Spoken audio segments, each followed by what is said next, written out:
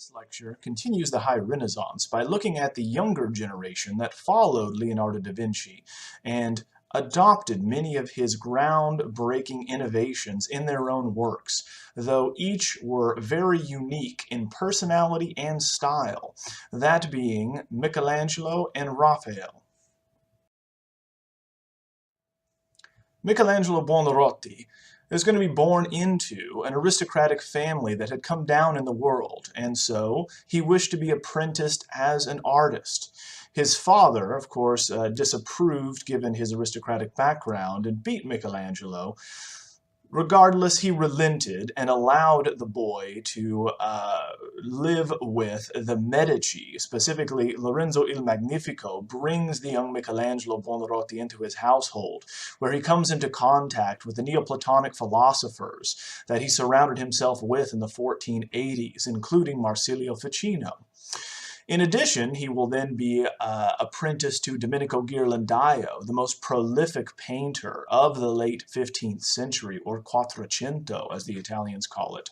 And Ghirlandaio is going to teach Michelangelo the fresco technique, even though Michelangelo would consider himself, above all, a sculptor, and favoring sculpture over painting, believing that it is the superior medium to work in for artists. Now, the powerful works of Michelangelo as a sculptor and a painter will draw the attention of the warrior Pope Julius II when he is commissioning new St. Peter's as well as his own tomb, and will bring Michelangelo to Rome to help realize his grandiose vision for a renewed Roman Empire. Now, what we need to know about Michelangelo, that unlike Leonardo da Vinci, who absolutely would be considered by today's standards a scientist, even more so than an artist, more specifically, they would refer to him as a natural philosopher, Michelangelo was the opposite. He distrusted mathematics. He distrusted most of the techniques that Leonardo relied on. And remember that Leonardo in his notebooks stated explicitly, "Let no man read my works who is not a mathematician." Instead, Michelangelo relied on what he called giudizio dell'occhio. This is going to be the judgment of the eye, whereby you will make figures look correct, but they actually are not properly proportioned. And that is true for nearly all of his works, whether that be the David we'll discuss, his Pietà, or the Sistine Chapel. They all have optical distortions to make them look appropriate and or heroic or terrifying from a particular angle. Now, Michelangelo is going to work, not just live, but work for over 75 years. That means that he influences not one, not two, but nearly 3 generations of artists. No one in the 16th century, or for that matter, the 17th century, could escape his orbit of influence. You either had to compare yourself to the great Michelangelo or set yourself apart from him. And that's exactly what artists had to do, especially after Giorgio Vasari, writing the famous biographies of these Renaissance artists, places Michelangelo at the pinnacle, at the apex, at the very zenith of the evolution of art.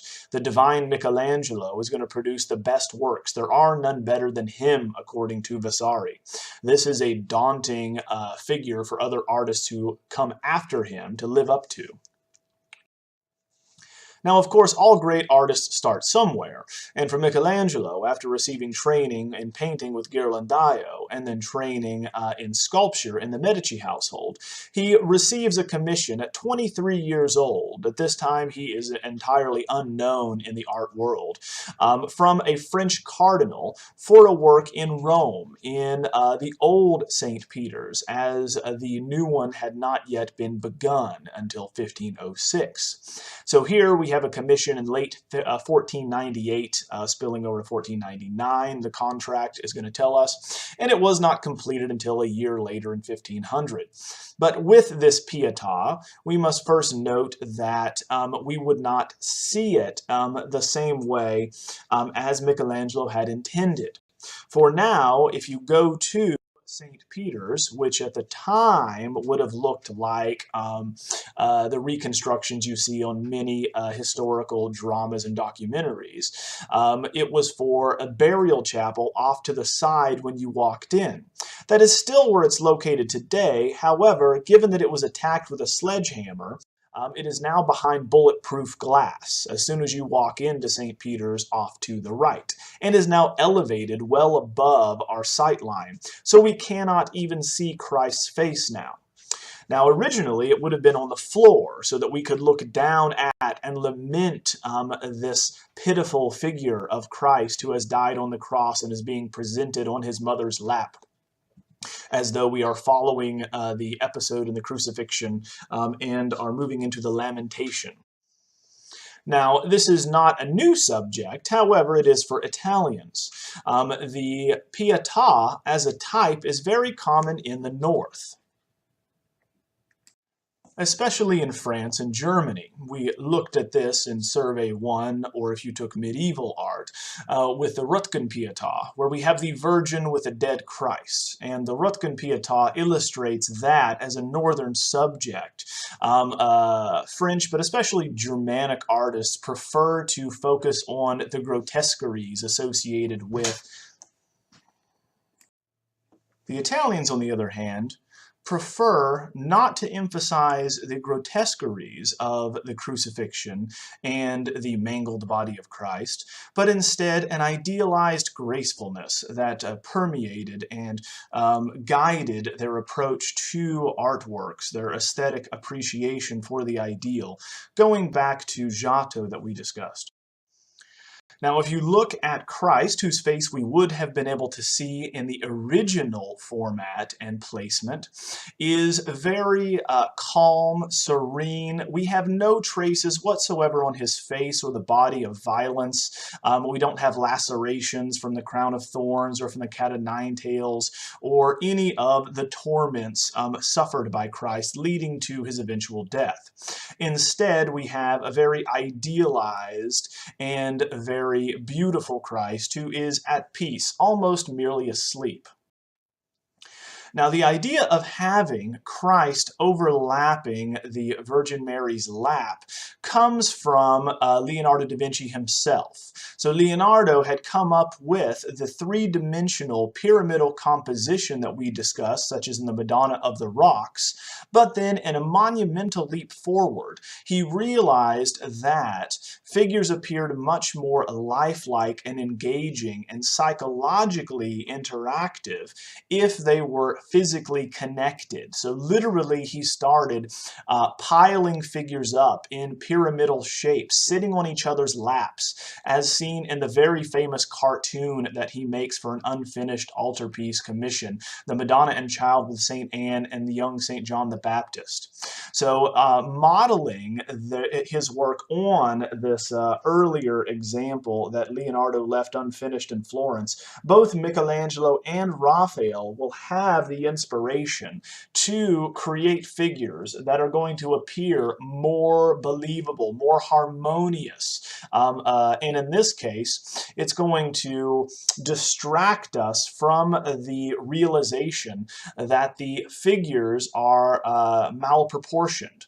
So through the Giudizio dell'Occhio that we discussed, the judgment of the eye, Michelangelo makes the figures appear beautiful and harmonious when in fact they are not.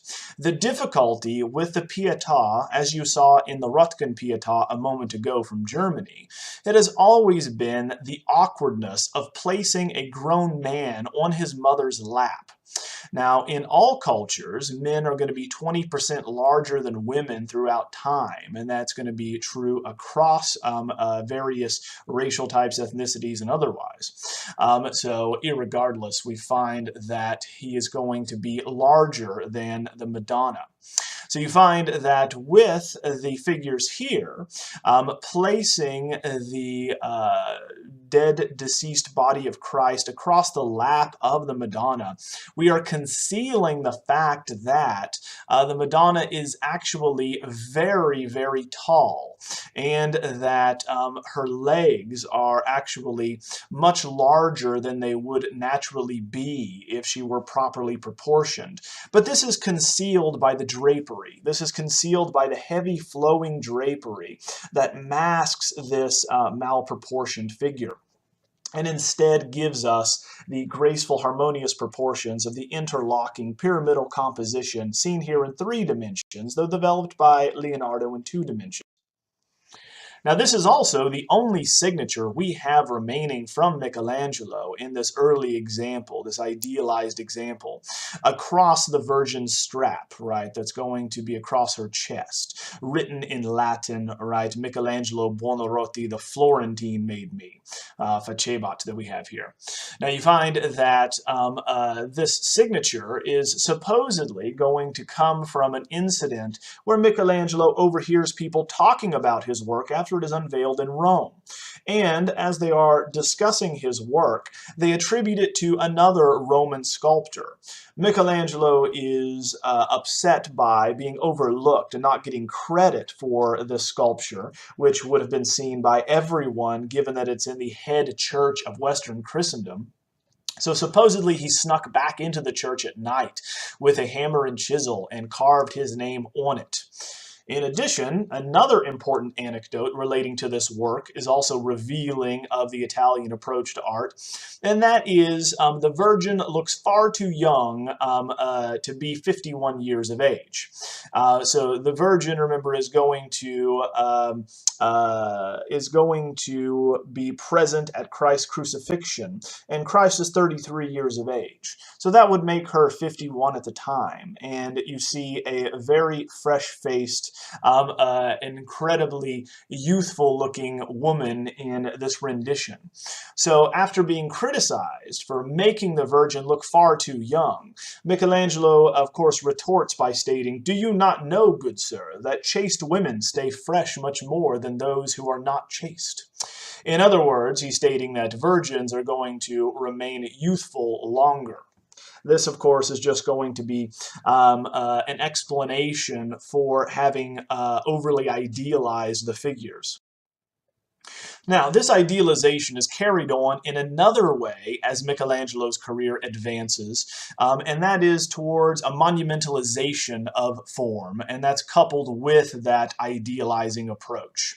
But his figures will become increasingly heroic, monumental, and grandiose in size. The grandeur is going to be one of the most common traits his work from this point onward will have in common. Now, at the Piazza della Signoria today, you're going to find a copy out front of Michelangelo's David that stood there from its completion in 1504 until the 19th century, when it was moved to its location. You can see it today in the Accademia in Florence. Right, that's what you see here on the left is a photograph within the rotunda they built especially for the David, the symbol for the Florentine Republic, as we discussed with Donatello's David and the Medici. Now, originally, it's important to note that some of the distortive qualities that we see in the David, including his elongated torso, his large head, hands, and feet, are all due to, again, just like with the Pietà, Michelangelo's giudizio dell'occhio, his judgment of the eye, preferring to let the optical distortions that one would see be corrected by the elongated proportions he provides. Just as with the Virgin Mary, he conceals the awkward proportions of the figure of the Virgin. In this instance, we need to know that the David originally was meant to be seen from below, very far below its original vantage point for the Florentine Duomo or cathedral, where the sculptures are today, giving you an indication of the type of foreshortening that occurs when looking at something from far below. Now, if you look at, again, the torso, the hands, the head, and the feet, these proportions would be corrected. They would rectify themselves if seen from below. But when Michelangelo heard that they were going to, instead of showing it in its intended location, move it in front of the Palazzo Vecchio in the Piazza della Signoria, he was mortified, for he felt that people would believe he did not understand proper anatomy.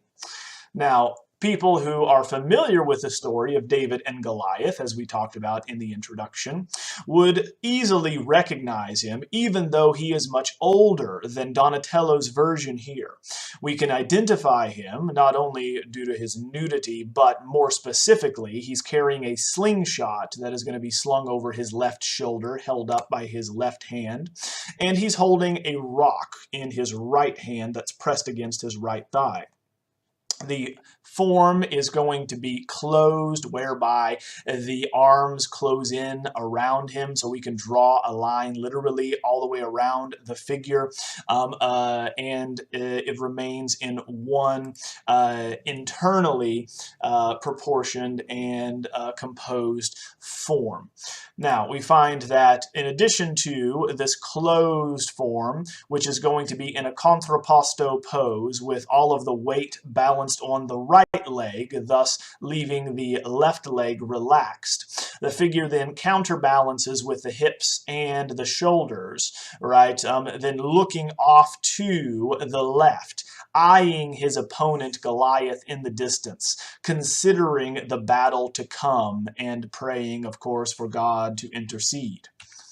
Now, you cannot see it very clearly when it would have been seen 40 feet or higher up in the air, but very clearly Florentines had no trouble understanding this as David, the future king of the Israelites.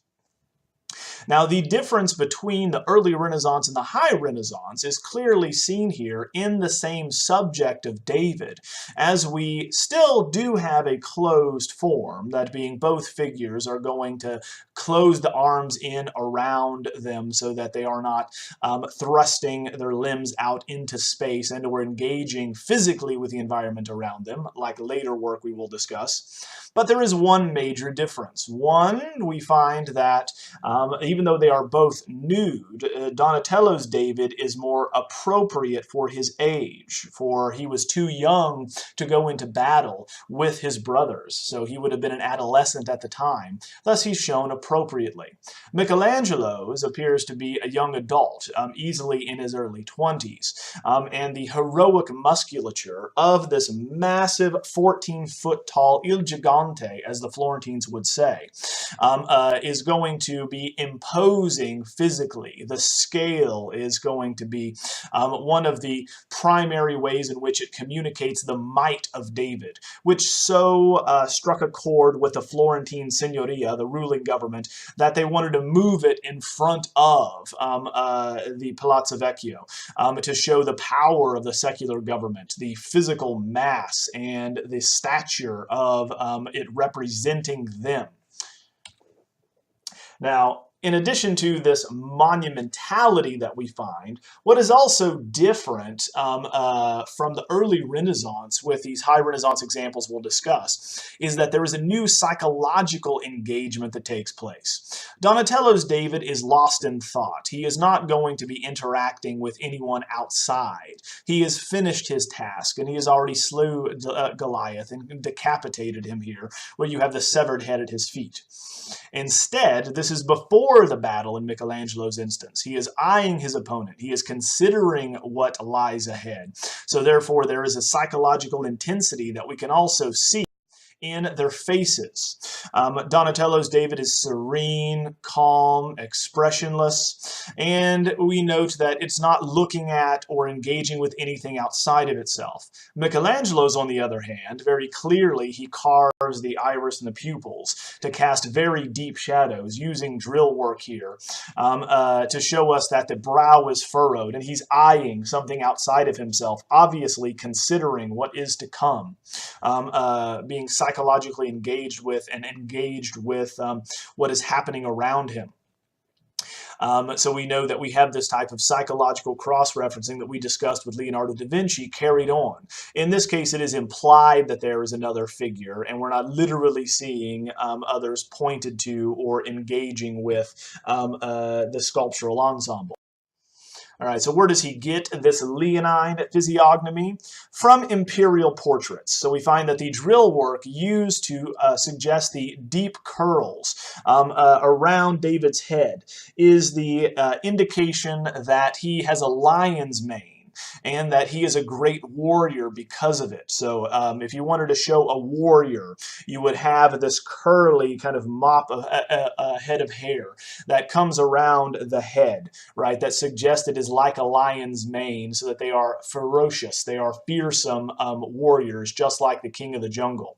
In addition, the idea of sharply turning the head off to the side is going, and the rather paranoid looking over the shoulder comes from the late imperial portraiture tradition begun by Marcus Aurelius, but seen in examples such as Caracalla, Commodus, and other emperors who are going to show furrowed brows and fiercely looking off to the side, trying to dissuade any would-be assassins from plotting against them. Now, this new monumentality and approach to figural design and musculature immediately came to the attention of Julius II, who was going to be already designing new St. Peter's to establish his legacy. They begin tearing it down in 1506. He invites Michelangelo to Rome under the auspice of actually completing a massive tomb for Julius II inside of St. Peter's.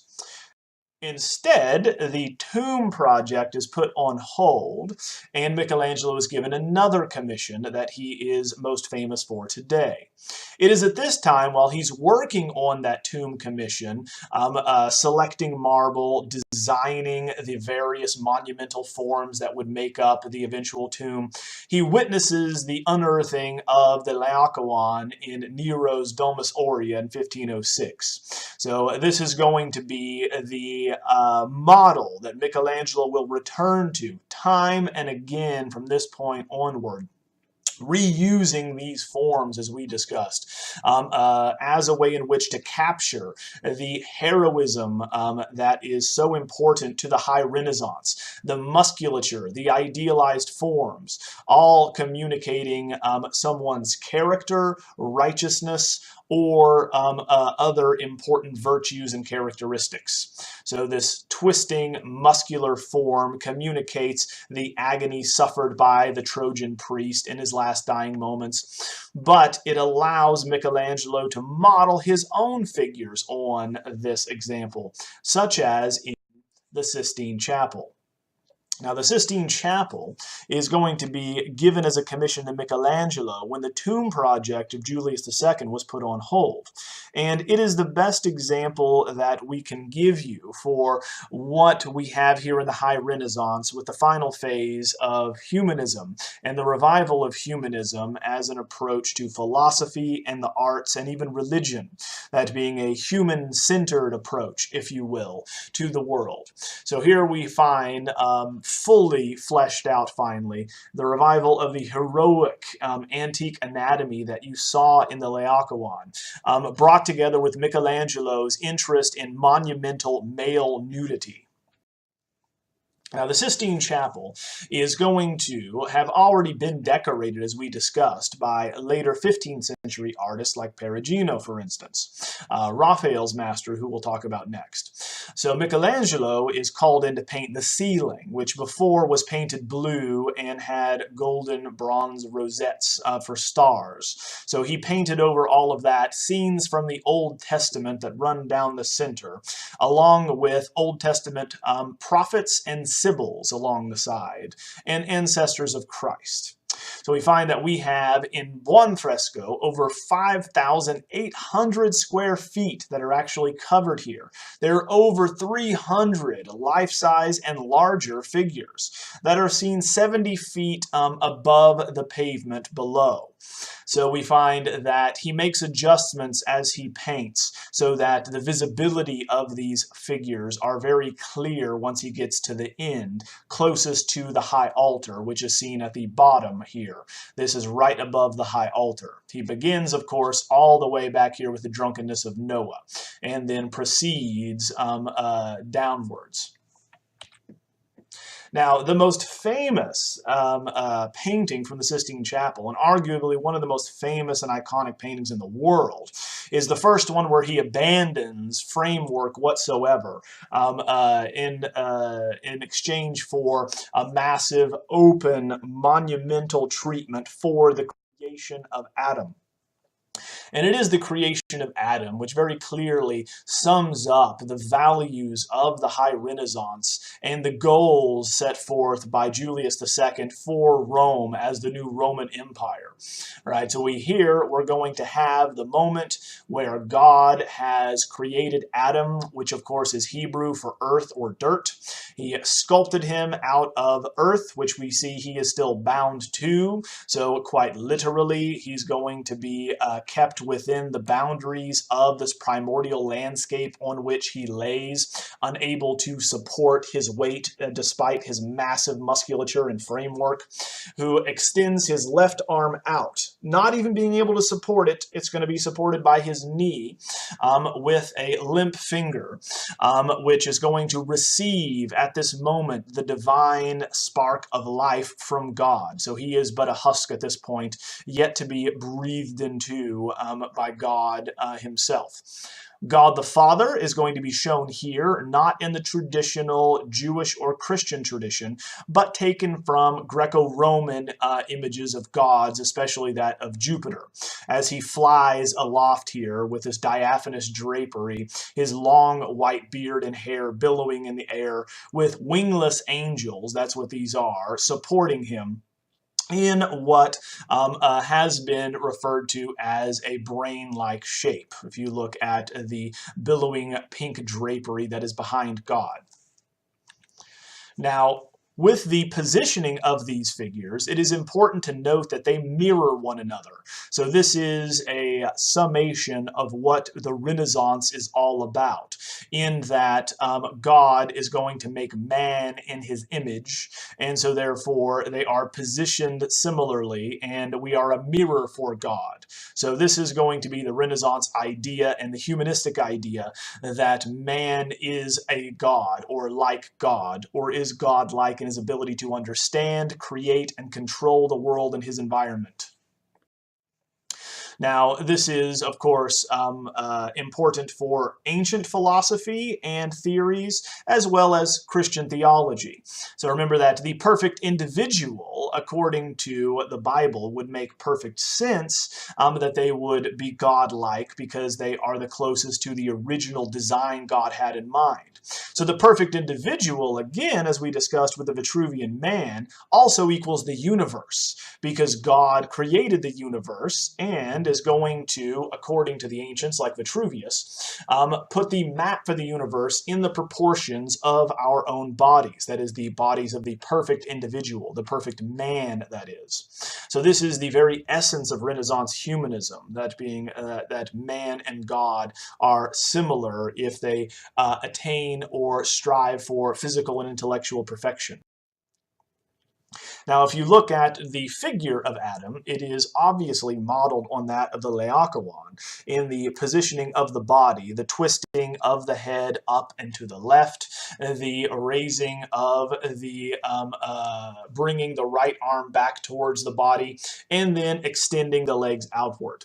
Of course, he makes some alterations with the position in order to make it more appropriate for the rather languished pose and sensuous pose of Adam here, as opposed to the anguished pose of Laocoon. But the musculature and the heroism are kept, because this is the first man made in God's image, so he would, of course, be physically perfect. Now, the perfection scene, you'll notice, is a Hellenistic model that we are going to find in many of the sculptures, like the Laocoon and in the papal collection at the time, with very broad shoulders, a broad torso, and very thick musculature. It's hypertrophied in this way, with a small head. Now, you find that there is a woman underneath God's arm and a child that is often referred to either as Eve here under the arm of God, who will be created next in the next scene, or as a virgin and Christ child, because Adam and Eve will cause the downfall of mankind, and then the virgin and Christ will be the new Adam and Eve redeeming mankind. Now, if you look at, interestingly enough, if you haven't considered it yet, the testicles of Adam are actually quite deflated, and his genitalia are very small. It's not surprising that we find a bushel of acorns right next to the scene with Adam. Now, remember that before receiving the spark of life by God, Adam cannot create life himself. So it is commented on at the time by Renaissance commentators that the finger of Adam is very limp, very languid, and that of God is going to be erect and virile. So God is quite literally giving Adam the ability to create life, to give him seed. And it's not surprising that Julius II's family is the Della Rovere, whose coat of arms and heraldic device is an oak tree. So here we have acorns that refer to the descendants of Adam, and that being Julius II. He passes on with the seed just as an acorn grows an oak tree.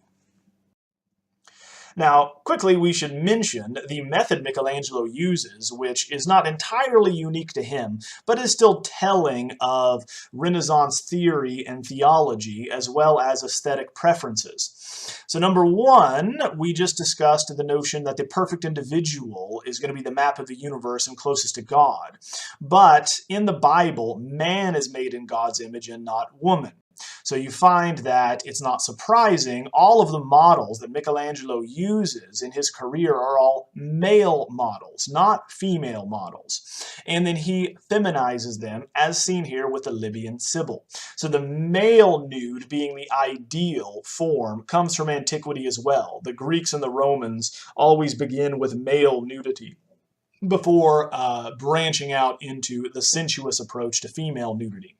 But how did Michelangelo do this? Well, here's how he did it in a drawing, a red drawing, that's going to be in the Metropolitan Museum of Art. So the Libyan Sibyl here, as with all of the figures, Michelangelo begins, as do all of the High Renaissance artists, with a nude model. So they take a model and place them in the pose that they need for the final work. So you find that he sketched generally marble quarry workers for his models. So here we have a man who is going to be sketched from the back in the same pose.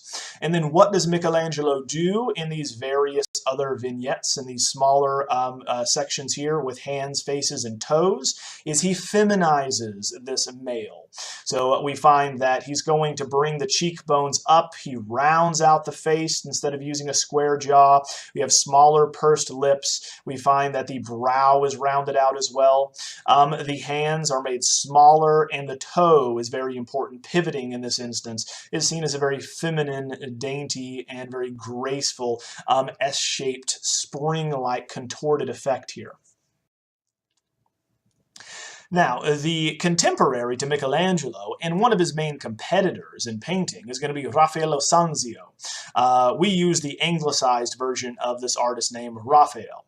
So Raphael is going to be the opposite of Michelangelo, and he is really unlike Leonardo da Vinci as well. Michelangelo is going to be a devout Catholic. Leonardo da Vinci is, for all intents and purposes, basically an atheist, putting his faith in science. You find that Michelangelo is irascible. He gets in fights with everyone. He is going to pick fights with the Pope himself on several occasions. You find that Michelangelo is believed to be disfigured because he had a broken nose. So we have the myth of the disfigured genius who works alone and doesn't get along with anyone. Raphael, on the other hand, is likable. He's affable, he's good-looking, and we know he's very popular. So he's the exact opposite personality of Michelangelo Buonarroti. So where did he get the training for this? To move fluidly in courts and as a courtier. And the answer is his father raised him in the ducal court of Federico da Montefeltro.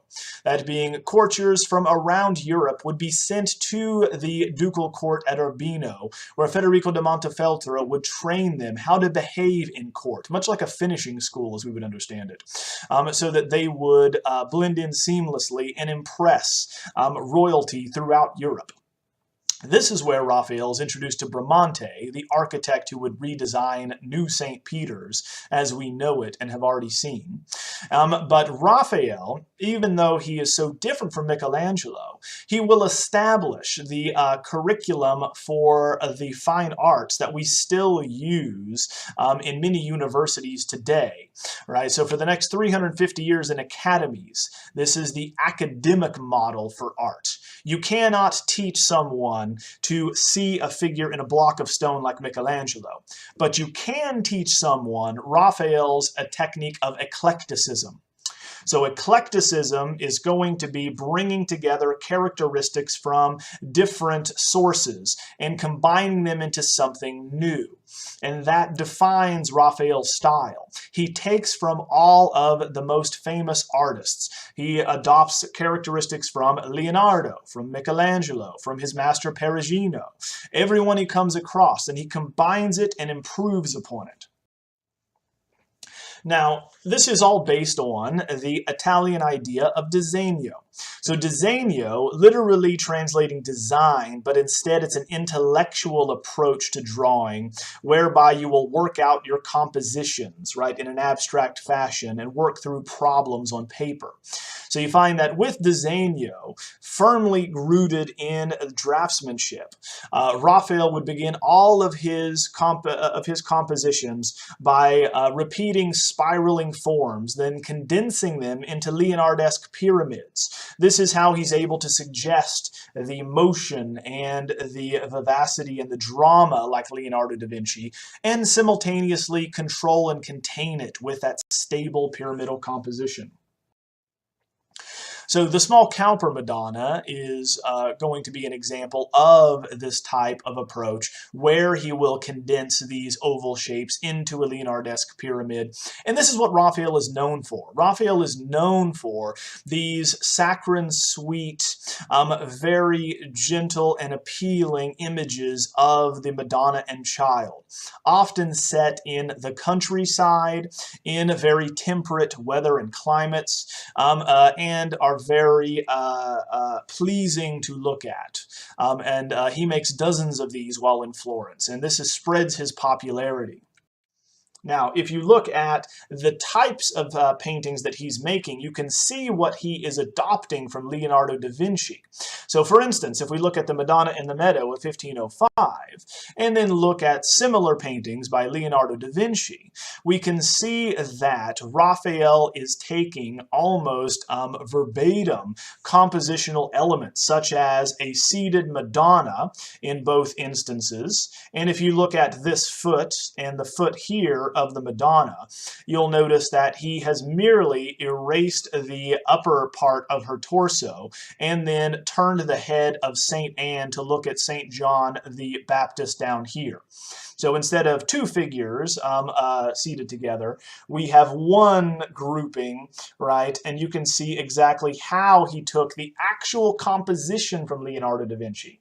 But he is going to be selective in his appropriations because Raphael does not adopt the sfumato, or the smoky, hazy light made so famous by Leonardo that we discussed in his Madonna of the Rocks, the Mona Lisa, or seen here in the Madonna and Child with St. Anne. We will always have bright, vivid colors, a local color palette, and crisp and clear atmospheric effects, very gently transitioning in a traditional fashion here back to the mountainous regions off in a distance. Now, this approach, which is going to take from other artists and make it his own and improve upon it, making it more palatable for a broader audience, is going to be appreciated by Julius II. So Julius II is going to hire Michelangelo to create or paint the Sistine Chapel ceiling. Right next door, he is going to hire Raphael to decorate his apartments, the Vatican stanze, or the rooms, literally, the papal apartments here. So at the same time Michelangelo is painting the Sistine Chapel ceiling, Raphael is working on the various stanze. So the most famous one being the Stanza della Segnatura, or the Room of the Signature, named as such because it was the papal library and where the Pope signed documents. In this room, we have the 4 epistemological methods for gaining knowledge known in the Renaissance. So each wall is dedicated to theology, or philosophy, or law, or poetry. The most famous of these is going to be philosophy, more famously known as the School of Athens. So it's called the School of Athens because we have a gathering of the greatest thinkers, philosophers, and scientists from all of history, ancient and modern, to the point of the Renaissance. So in this image, you have the monumental approach to architecture that will integrate and will balance these groupings of figures. So many various figures doing different things, involved in different activities, positioned differently. Yet we have a monumental ideal structure here which brings them into focus. And of course, we focus on the architecture, which is going to be a repeated set of art shapes, which get smaller and smaller, drawing our eye back to these 2 figures and framing them in the center. Thus, of course, drawing our eye to the vanishing point in the middle, much like we saw with Leonardo da Vinci's Last Supper. So what we see here is the state of construction of New St. Peter's that was underway at the time, begun in 1506. By the time Raphael begins this 3 years later, we're going to have ground already broken and the central piers constructed, but it was left open to the sky. Now, this is centered around 2 figures in the center, an elderly man and a middle-aged man, and they, of course, hold their work, so we know who they are. One points to the heavens, the other motions down to the earth. These are the 2 greatest philosophers from antiquity, that being the Greek philosopher Plato, who founded Platonic philosophy, and he points upward, indicating his system is based on a notion that perfection is not found here on earth, and we are merely shadows or imperfect representations of the perfect forms that exist in a supracelestial sphere. Aristotle, his pupil on the other hand, founds Aristotelian philosophy, which is going to believe, as he spreads out his 5 fingers, that all knowledge can be found here on earth through empiricism and empirical investigation through the 5 senses. All right, so this represents and separates the scenes into 2 sides. So the people, or the philosophers and scientists, on the side of Aristotle will be known to us as scientists, and of course to Renaissance thinkers as natural philosophers. On Plato's side, we have the more pure understanding of philosophers as we would now know it. So you find that on the side of philosophy, Raphael adds in later, this is one of the late additions, a brooding Michelangelo off by himself, as Michelangelo is considered to be a Neoplatonic philosopher and following the teachings of Plato. On the other hand, Raphael places his self-portrait on the opposite side with the scientists, where we're going to have people like Ptolemy, right, and these other ancient mathematicians. Right, so the groupings, you'll notice, appear quite chaotic and random. But, like the Last Supper, Raphael here is going to organize them. They are all engaged in different activities. No two figures are in the same position. Each one engaged in exchanging ideas, right? Theories, theorems, and otherwise, right? Talking to one another. This is supposed to be the greatest collection of thinkers in all of history. Now, this excitement that we see with them getting together and discussing their ideas is also seen in the chaotic positioning of them. They are not lined up very calmly and evenly. They're not seated in nice, neat rows. Instead, they hold globes, they carry compasses, they write their ideas down, they talk to one another. Right? But they are still going to be organized in much the same way that Leonardo da Vinci organized his scenes, to control the chaos, to suggest the drama inherent in monumental, over life-size figures, multi-figural compositions, but then also the harmony of that drama. So we find that the architecture, number one, does a lot to help balance these various groups, breaking them into different sections in the two wings to the side and the central section, which centers around Plato and Aristotle. We also are going to find that they are organized into the same design principle that Raphael uses for everything, and that is ellipses. So he draws in elliptical arrangements, and he designs his compositions in massive ellipses, to where you'll imagine it to be the orbiting path of planets that's going to center around right in the center of the composition on Plato and Aristotle.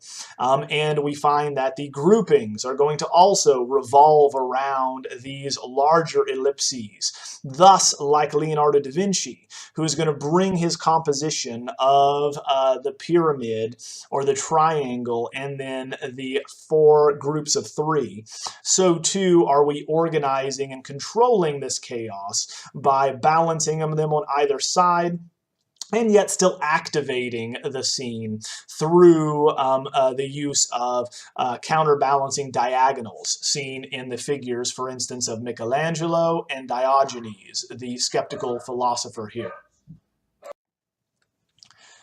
The ideal figures placed in an ideal space that does not connect to our own also links it to the monumental wall paintings of Leonardo da Vinci and informs us of the High Renaissance ideals, that being we have perfect figures in an ideal space outside of our own, engaging very dramatically with one another, showing us the power of human thought and of intellect. Now, even though the Sistine Chapel and the ceiling that Michelangelo paints is probably the most famous fresco paintings in the world, and Raphael's Vatican stanze are also very stunning, they are very cheap, honestly, to produce.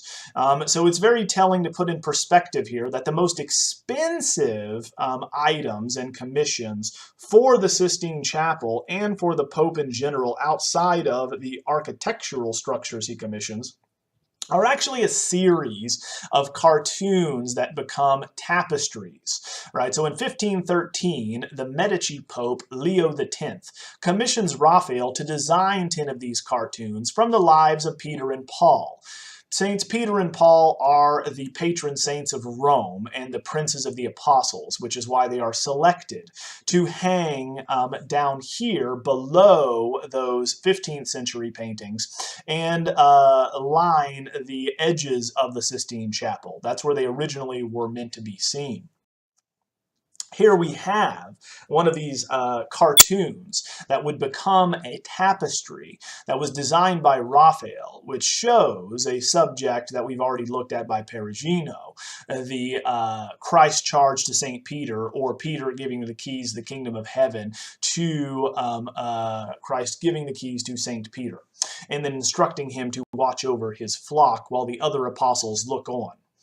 Now, if you look at the drawings we have for this, you'll note that Raphael, like Michelangelo, would begin with individual studies, nude studies of male nudes, and then turn to clothing them in an overall composition, and then finally transferring that to the final work. Right, so just to show you that this is a cartoon. So a cartoon is going to be your preparatory design that's going to be used to be executed, or as a model to be executed in another medium. In this case, an incredibly expensive medium. You might imagine that lime plaster does not cost that much, but to actually have someone weave these massive tapestries is incredibly time-consuming and expensive. So here's the same subject, just if you remember from the 15th century, where Christ is going to give to Peter the keys to the kingdom of heaven, a golden key and a silver key. The key to the kingdom of heaven is gold, and to earth, because he's a secular ruler, it's silver.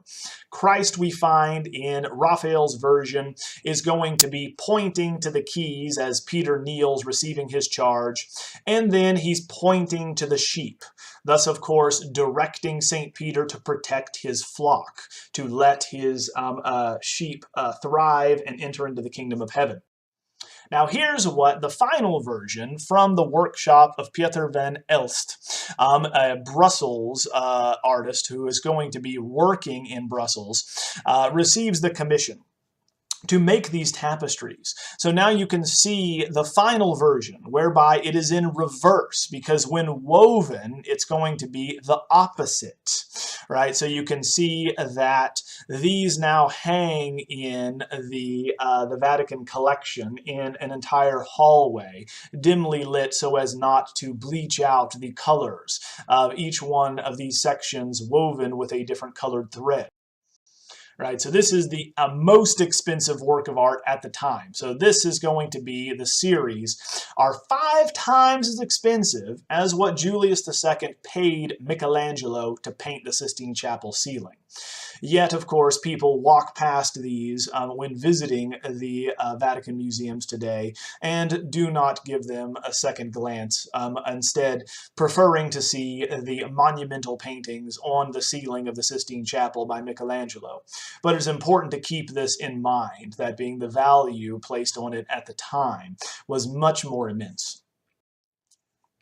So the High Renaissance, especially that begun in Rome, right, or specifically begun by Florentine artists in Florence, and then finalized in the final phase in Rome under Julius II, we're going to have monumental, larger than life-size figures, heroic musculature. These ideal figures are going to be integrated into architecture believably. We have not singular, but instead multi-figural compositions that are dynamically organized, focusing on the drama and the excitement of these scenes. And finally, this is all tempered by a return to the grandeur of ancient Rome in sculpture and painting and architecture, thanks to the vision of the warrior pope.